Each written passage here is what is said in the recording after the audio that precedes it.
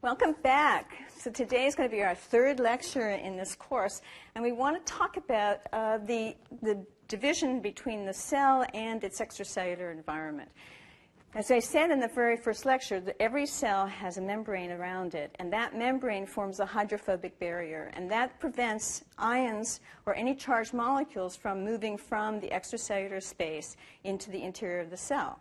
So that exit and entrance of these hydrophilic molecules, that is charged molecules, is going to be regulated by the cell. And so today we want to talk about the kinds of proteins that are used to regulate the exit and entrance of hydrophilic materials from our cells.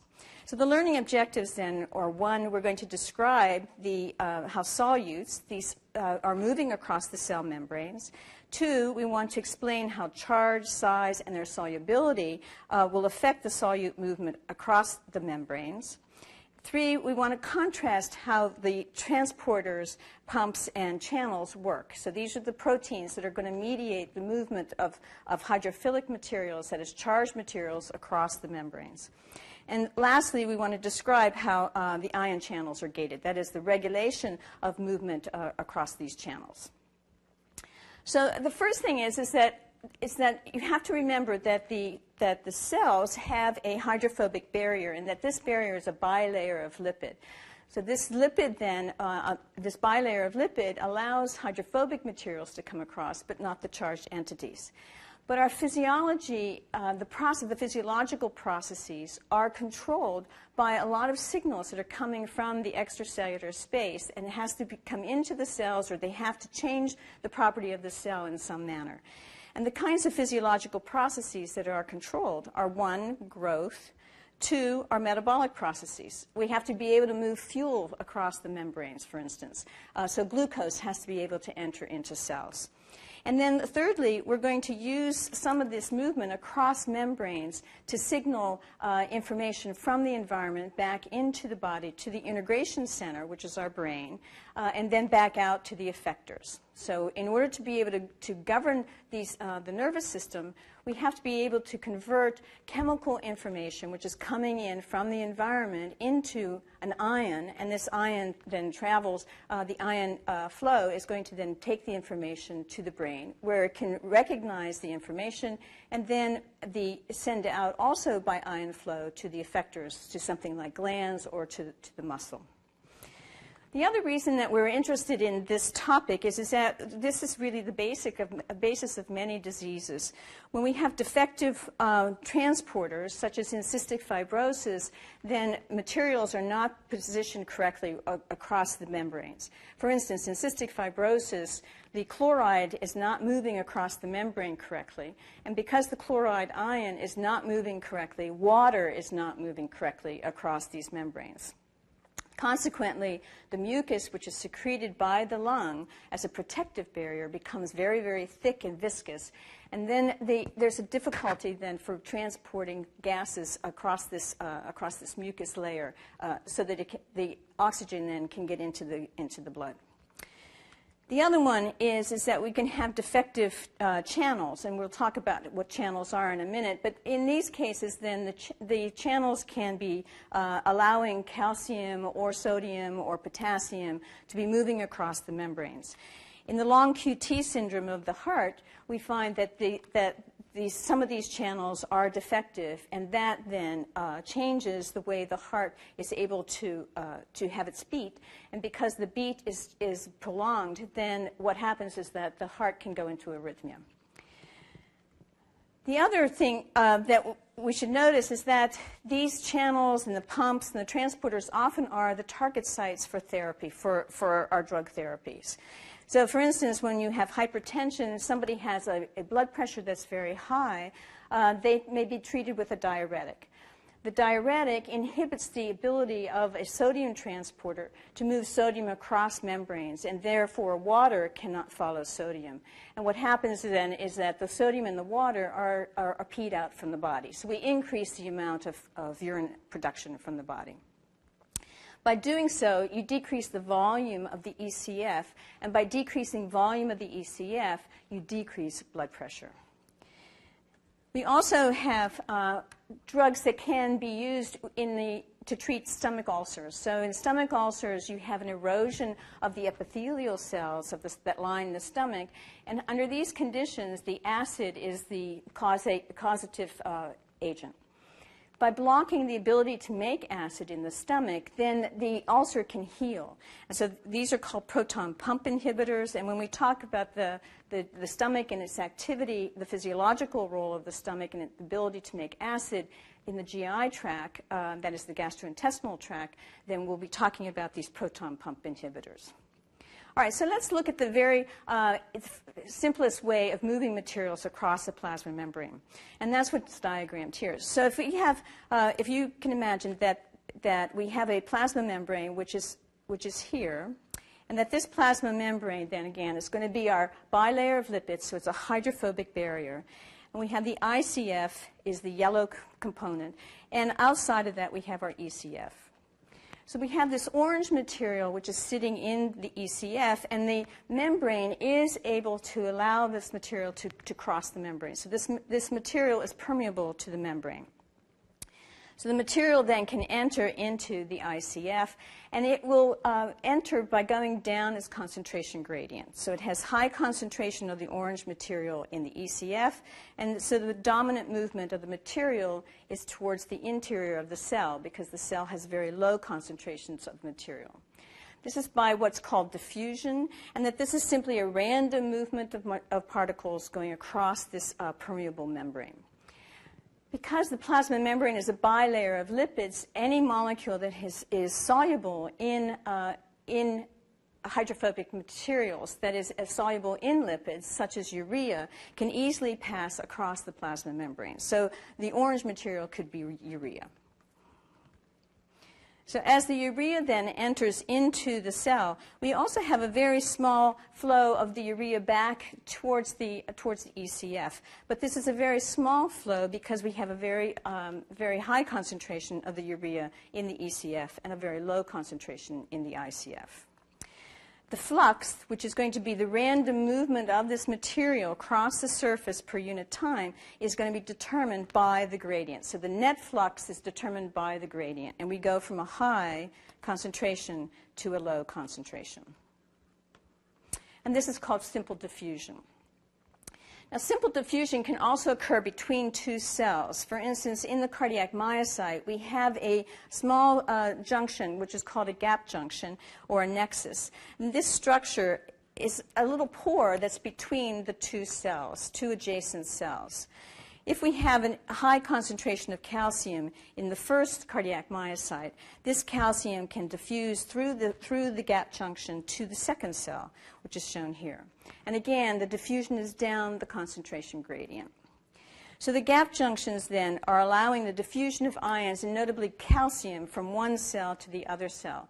And this occurs through all the cardiac myocytes of the heart that are contractile. So these cells are all connected to one another, so that when they contract, they have a wave of calcium that goes across all the cells, and they all contract synchronously.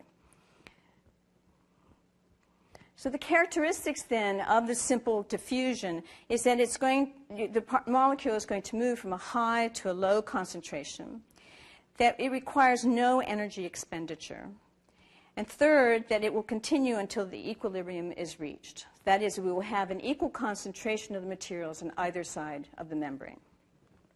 Fourth, it occurs rapidly over short distances, but very, very slowly over long distances. So we can move materials from the vasculature across the interstitial space, which is pretty narrow, and into the cells by diffusion. But it would take way too much time to move materials from the GI tract all the way to the lung or to the brain by diffusion. So we have to have the cardiovascular system, which has a pump and moves material by bulk flow. 5, the simple diffusion is directly related to temperature. So if I increase temperature, the system will go faster. If I decrease temperature, the system slows. And 6, it's inversely related to the size of the molecule. So if the molecule is very large, then it's going to be very slow diffusion for that molecule. If the molecule is very small, like an ion, like say a sodium ion, then the diffusion path can be quite rapid. And 7, we have the diffusion will be dependent on the total surface area that's available. So a large surface area, you have a lot of diffusion, a very small surface area, very small amount of material that can cross at that particular point. It's also dependent on the thickness of the membrane that it's going across. So, and this is going to be very important when we talk about the respiratory tract, because if the membrane between the airspace and the vasculature thickens because we have water in that area or we have some kind of fibrosis, so we have connective tissue in that area, the diffusion path for gases will be lengthened, and then the diffusion of the gas across that region will be impaired. And we'll talk about that some more when we talk about the respiratory tract. So that's the simple diffusion, and that works for hydrophobic molecules.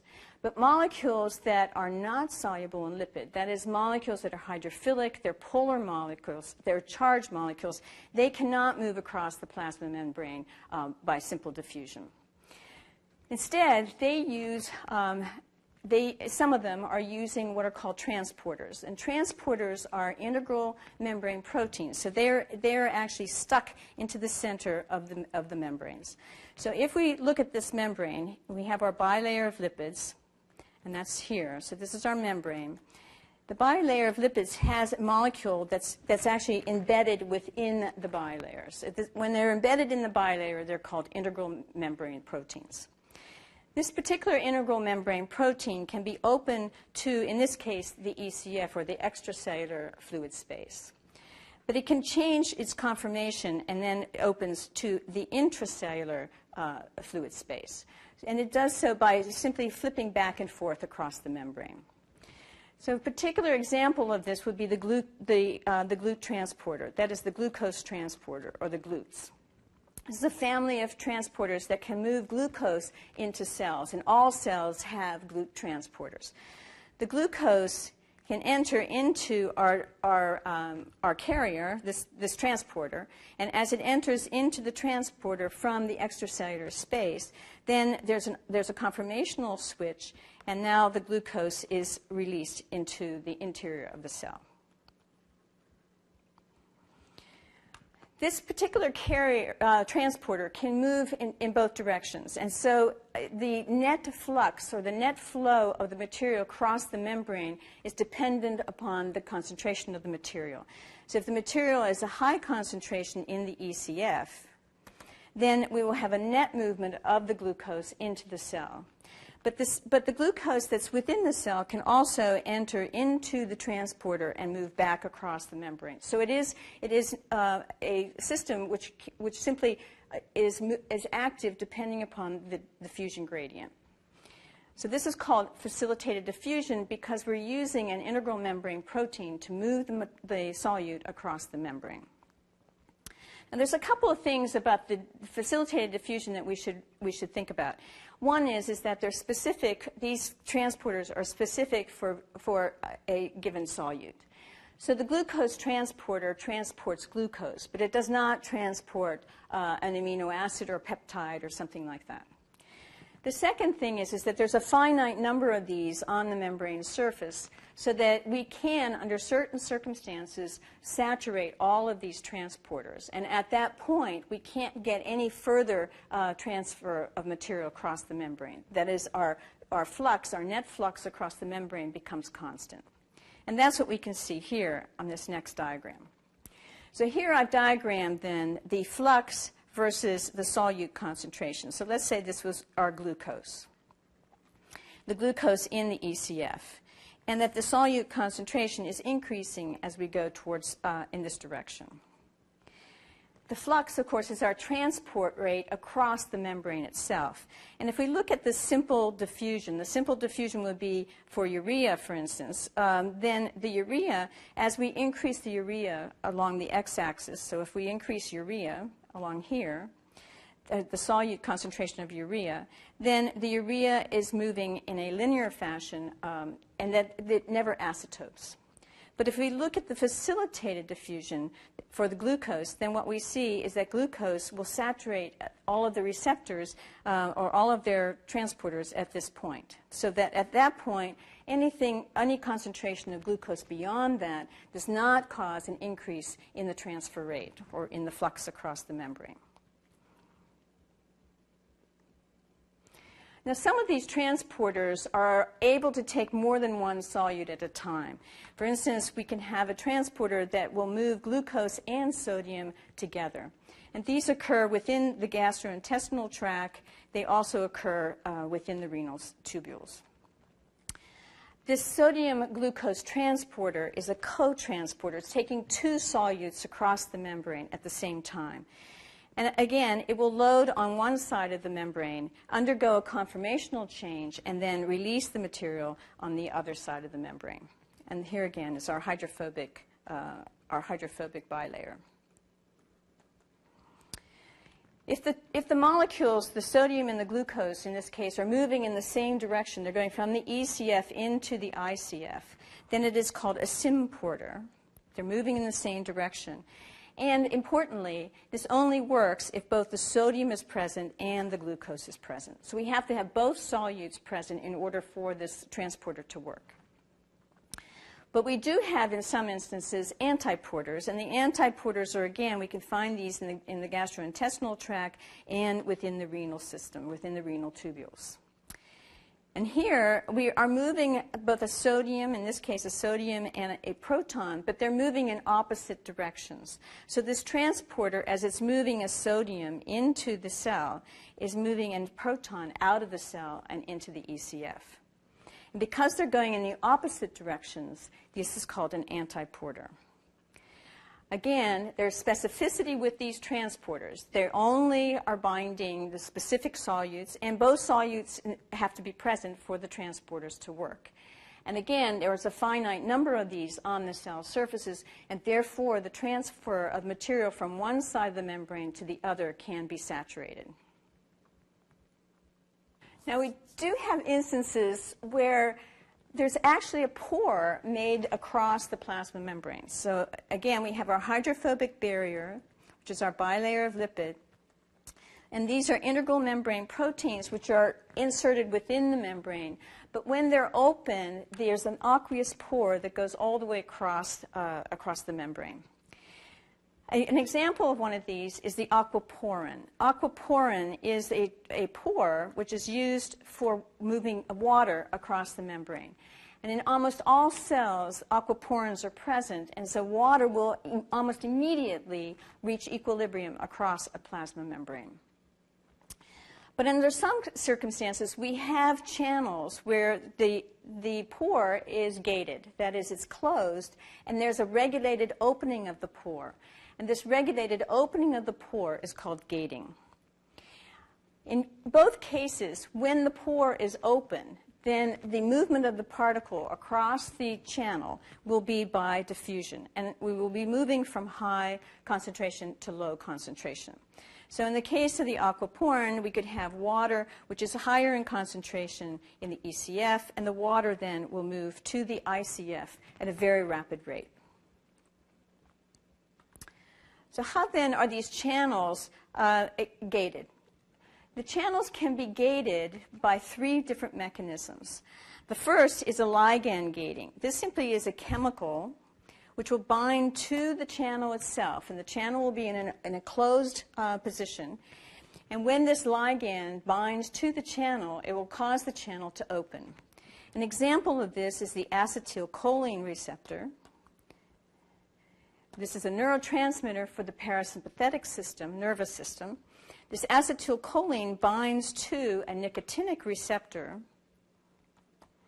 on skeletal muscle.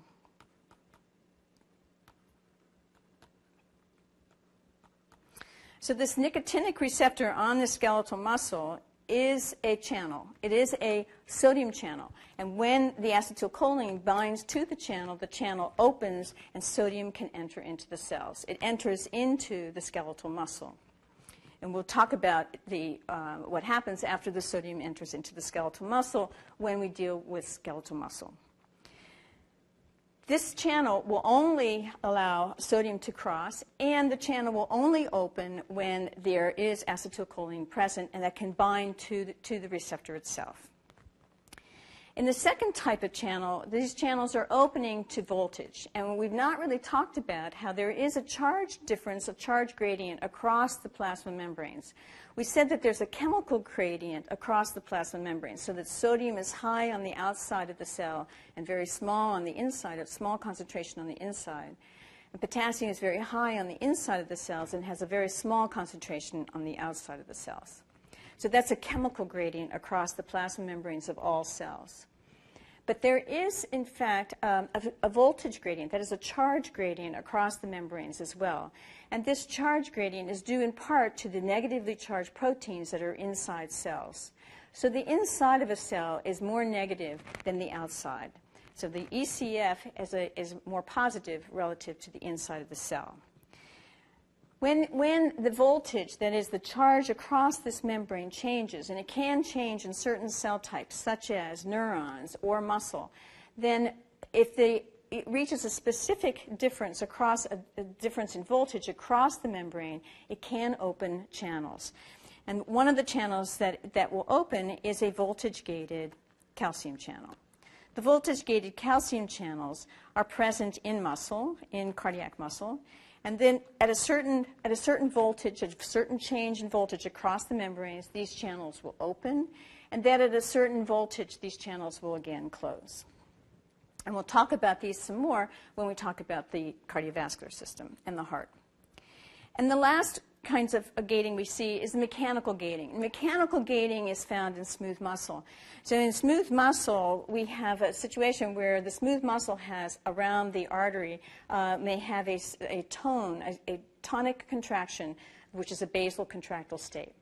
If more blood is delivered to that vessel, then the walls are stretched. And when the walls are stretched, you open these mechanically gated channels, and calcium can enter. And the calcium causes the smooth muscles to contract, and the cells will then go back to their original contracted state, so that the vessel diameter then will go back to its original basal state.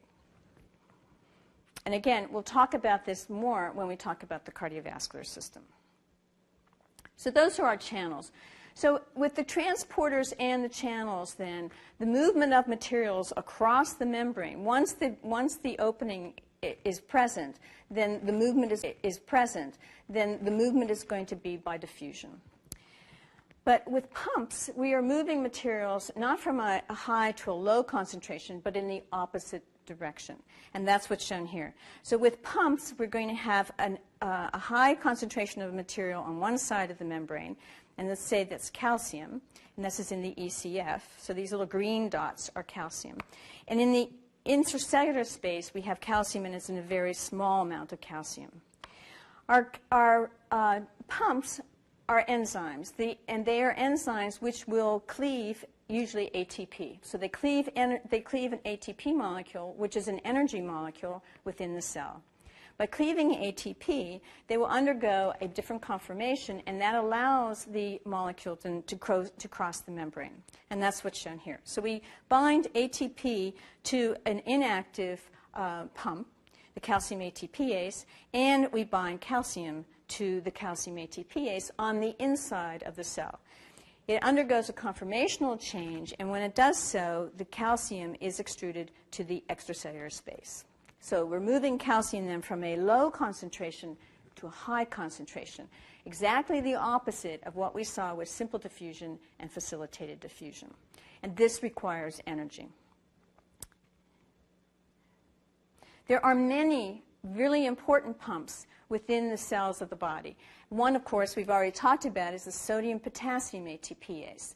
This is a pump that maintains the volume of all cells, and it allows us to keep a steady state of sodium and potassium across the plasma membranes. We also have the calcium ATPases, which I just talked about, and these are present in muscle cells. So we're going to move calcium across membranes, removing calcium very quickly from the inside of a cardiac myocyte, for instance, in order to be able to relax the cell and to then be ready for the next contraction. We also use these pumps in other areas, such as the stomach, where we make acid. So in order to make acid, you extrude a proton into the lumen of the stomach, and you do so by using a proton potassium ATPase. And we'll talk about that when we talk about the stomach in the GI tract. So there's one last concept that we need to talk about, and this is a little difficult for students to understand sometimes. There are areas of the body where we want to move materials all the way across the cell, not just going into the cell, but across the cell and into the bloodstream. We're starting with a lumen, such as the gastrointestinal tract. You just ate your Big Mac, and we now have glucose sitting in the lumen of the gastrointestinal tract, and we want to move it across the epithelium into the blood on the other side, and then deliver that to the liver and to the cells of the body. And we do that not by a primary active transport, which we just talked about, which is just a simple pump moving it across, but that we use two different entities, and the two entities are working in coordination. So this is called a secondary active transport. So the secondary active transport requires a ATPase pump on one surface of the cell, and usually on the basal surface of the cell. That's the side that's facing the bloodstream.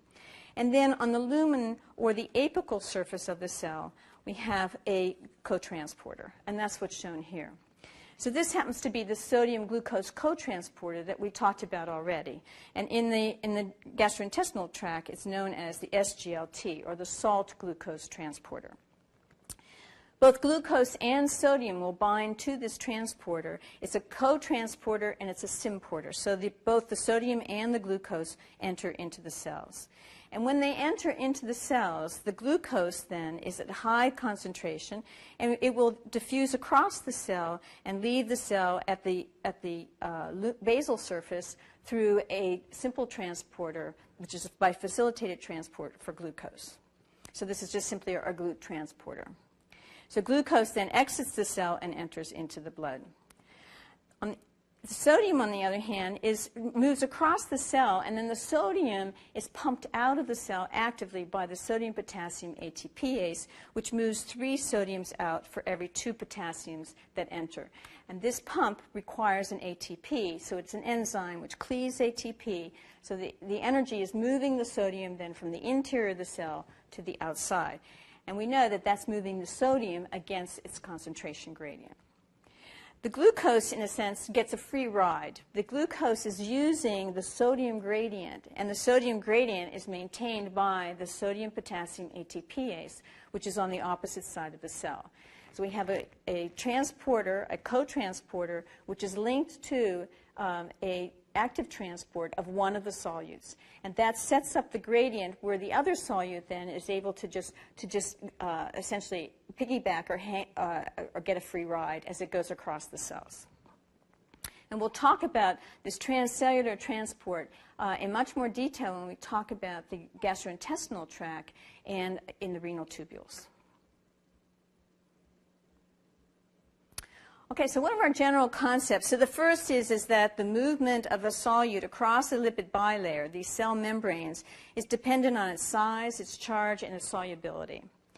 The second is that the net flux or movement of the solute will be determined by its gradient. And third, that a permeable solute crosses the membrane by simple diffusion. And this is a slow type of a movement across the membrane, and it is a more general type of movement. So it's anything that's soluble in lipid can move across this. So this would be some of the steroid hormones. It could be urea. These are molecules which are able to cross the membranes without having a specific transporter. And they will always move down their concentration gradient. And they will move down the concentration gradient until they reach an equilibrium, so that you will have an equal distribution of the materials on either side of the membrane. Fourth, we have non-permeable solutes will cross the membrane by facilitated diffusion.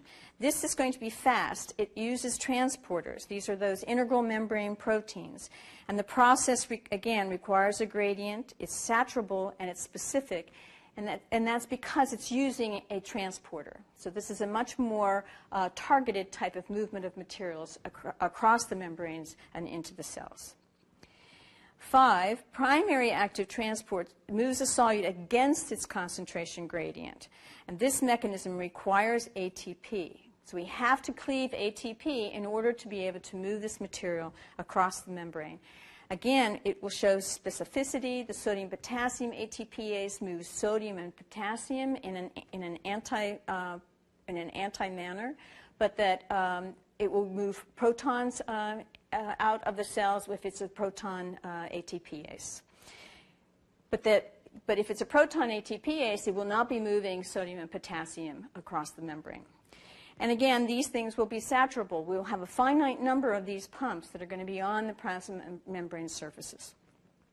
And 6, secondary active transport couples the activity of a co-transporter with a pump. So under this condition, we will then have the active extrusion of one of the solutes that's coming in with that co-transporter. And this is the mechanism that's used for transcellular transports of solutes across the gastrointestinal tract epithelium and across the renal tubule epithelium. So we're moving from a luminal surface all the way across the epithelium to get into the blood space. Okay, so the next time we come in here then, we're going to consider how we move water across the plasma membranes. So see you then.